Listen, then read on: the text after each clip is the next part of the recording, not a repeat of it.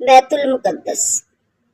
آج بیت المقدس کی تعمیر کی تھوڑی سی معلومات آپ کو دینا چاہوں گی۔ اللہ تعالیٰ نے داؤد علیہ السلام سے فرمایا کہ تم میرے لیے زمین میں ایک گھر بناؤ۔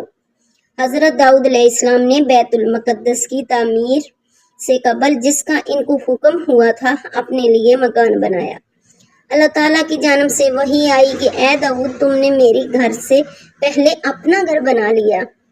عرض کیا، اے رب، آپ نے جس کا فیصلہ کیا اس میں یہی فرمایا کہ جو مالک ہو وہ اپنے لیے مخصوص کرے۔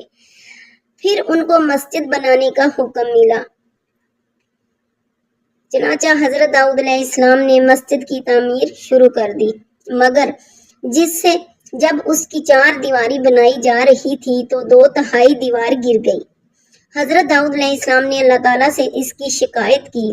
اللہ تعالیٰ نے وہی فرمائی کہ یہ مسجد تمہارے ہاتھوں سے مکمل نہیں ہوگی۔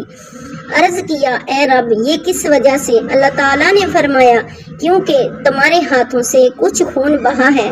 حضرت داؤد علیہ السلام نے عرض کیا، اے رب، کیا یہ آپ کی منشا اور پسند کے مطابق نہ تھا؟ اللہ تعالیٰ نے فرمایا، بے شک تھا، لیکن یہ میرے بندے ہیں اور میں ان پر رحم کروں گا۔ یہ سن کر حضرت داؤد علیہ السلام کو سخت افسوس اور پریشانی ہوئی۔ داؤد علیہ السلام وفات پا گئے تو حضرت سلیمان علیہ السلام نے اس کی تعمیر شروع کر دی۔ مسجد کی تعمیر مکمل ہونے کے قریب تھی تو حضرت سلیمان علیہ السلام نے مقررین کو قریب بلایا، بنی اسرائیل کو جمع کیا اور بہت سے جانور ذبح کیے۔ اللہ تعالیٰ نے فرمایا، اے سلیمان علیہ السلام، تم نے میرے گھر کی تعمیر پر خوشی کا اظہار کیا ہے، اب مانگو کیا مانگتے ہو۔ حضرت سلیمان علیہ السلام نے 3 دعائیں مانگی۔ پہلی دعا، مجھے ایسا فیصلہ عطا فرما کہ میرا ہر فیصلہ تیرے فیصلے کے موافق ہو۔ دوسری دعا، مجھے ایسی سلطنت عطا فرما کہ میرے بعد کسی کو اس جیسی سلطنت نصیب نہ ہو۔ تیسری دعا، جو شخص اس مسجد میں آئے اور اس کا مقصد صرف نماز پڑھنا ہو تو اس کے گناہوں سے ایسا پاک کر دے جیسے وہ ماں کے پیٹ سے پیدا ہوا ہو۔ ارشاد ہوا، پہلی 2 باتیں میں نے تمہیں دے دی اور تیسری کے بارے میں تمہیں امید دلائی جاتی ہے کہ وہ بھی قبول ہو جائے گی۔